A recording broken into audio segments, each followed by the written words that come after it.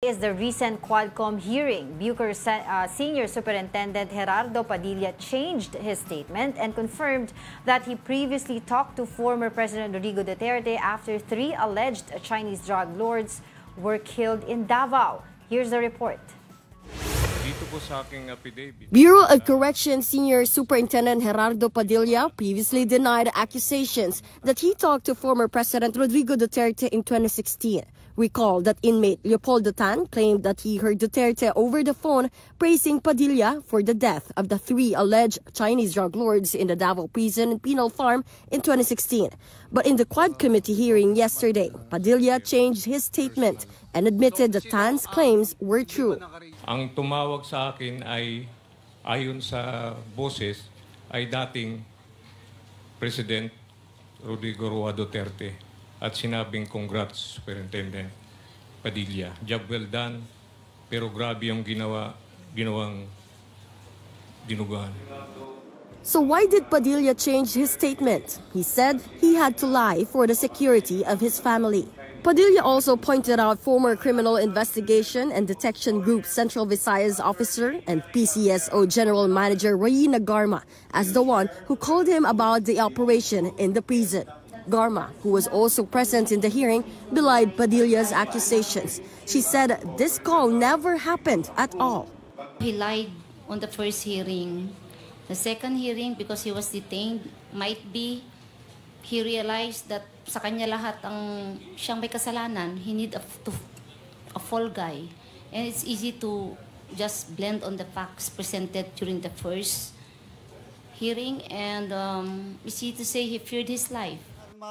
Garma broke down in tears after the committee cited her in contempt. A lawmaker has filed a motion to send the request to the National Telecommunications Commission for the call records in 2016. Meanwhile, the Quad Committee has cited former presidential spokesperson Harry Roque in contempt again. This is because Roque failed to submit the necessary documents asked by the committee about his properties. Some lawmakers theorize that Roque got richer because of his alleged connections to Pogos. The committee will detain Roque in the Congress until he submits the documents. Roque said this is a witch hunt against the Dutertes and their allies. Ang iniimbestigahan dito, Pogo. Ano naman ang kinalaman ng mga personal records sa Pogo na yan? Samantalang, yung aming family corporation na Biancham, binuo yan 2014 pa, wala pa sa Pilipinas ang mga Pogo, no? For News 5, Marian Enriquez, we are One News. Now, to get more insights about this, we have on the line House Quad Committee Co-Chairman Representative Benny Abante. Yes, good morning, Congressman. And ano po reaction natin sa claim ni Attorney Roque na yung Dutertes daw ay being subjected to a witch hunt by the Quadcom? Magandang umaga po sa inyo. Good morning. Well, pwede niya sabihin yan, nagiging personal at politiko yan. Pero sa amin po sa Quadcom, ay hindi po. Sinasabi ko nga, ang ating loyalty ay hindi po sa tao, kundi sa Konstitusyon. Yes. Sa ating Konstitusyon, nilagay po si dating Pangulong Duterte na Pangulo ng Pilipinas, dinuportahan po natin. Oo. Pero hindi po ito, ang Quadcom po, ay hindi po pinupuntirya ang isang pamilya. Kundi ang nais namin ay malaman ng taong bayan ang katotohanan at kami makagawa po ng mga batas, ng mga legislation na hindi na maulit pa ang mga nangyaring mga katiwalaan at mga patayan ng araw.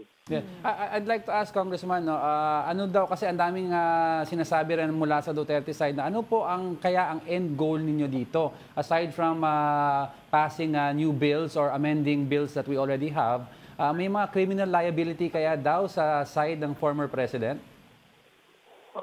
Maaari, no? The thing is, sa amin, kagabi lang, kausap ko sa Vice Chair ng NAPOLCOM, no? Sapagkat sa kanila, ang promotion po ng mga PNP officers ay nababatay lamang sa performance basis.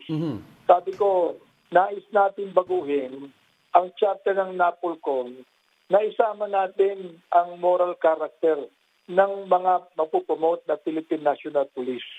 Oo.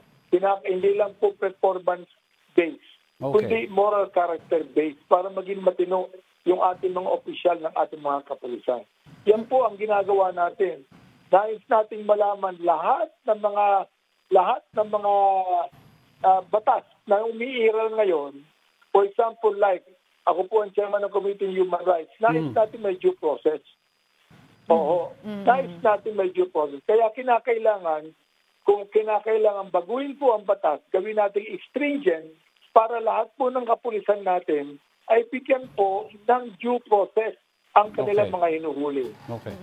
Going back po to former spokesperson Harry Roque, no, bukod po sa pagsasabi niya na kangaroo court na nga daw po yung nangyayari dyan sa Quadcom Committee, he is also saying nun sa mga pinapasubpina po ng mga dokumento ay specifically itong medical records ng kanyang asawa ay wala naman daw po kinalaman doon sa nagiging investigasyon ng Quad Committee.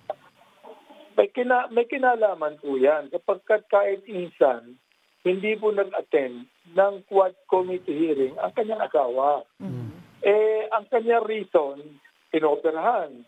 Merong medical issue. Gusto kayong makita kung ano medical issue niya. Kaya pinapakuha po namin ang mga dokumento ng kanyang medical history. Pangalawa, kaya namin pinapatawag ang asawa niya sapagkat siyang humahawak ng mga property ni Atty. Harry Roque. Hindi po si Harry Roque. Pati ang pera ni Harry Roque, siya po humahawak. Kaya gusto namin malaman at gusto namin iharap siya rito. The committee have cited the former spokesperson Harry Roque multiple times in contempt. Already 3 or 4 times if I am correct. And he also said na rin po yesterday na wala na po siya talagang plano na pumunta doon sa mga magiging hearings ng Quadcom. Ano po ang magiging hakbang ng inyong komite regarding this? Kung wala siyang planong umarap sa amin, wag siya magsasalita sa labas. Ang hirap noon, kapag siya nasa Quadcom namin, masyado siyang behave, no? Pero paglabas sa Quadcom, kung ano-ano sinasabi niya laban sa amin, sana wag naman ganon. Oo. Nagiging doble cara na siya eh. Well, anyway, pag-uusapan namin mga chairman yan, kung anong gagawin namin, sapagkat kinontempt na siya eh. Baka pa-arresto siya, baka paharapin siya sa committee hearing namin, na kahit na hindi niya gusto. Tapos siyang umarap, sapagkat yan po ang tungkulin ng Quad Committee hearing ng Kongreso. Yes.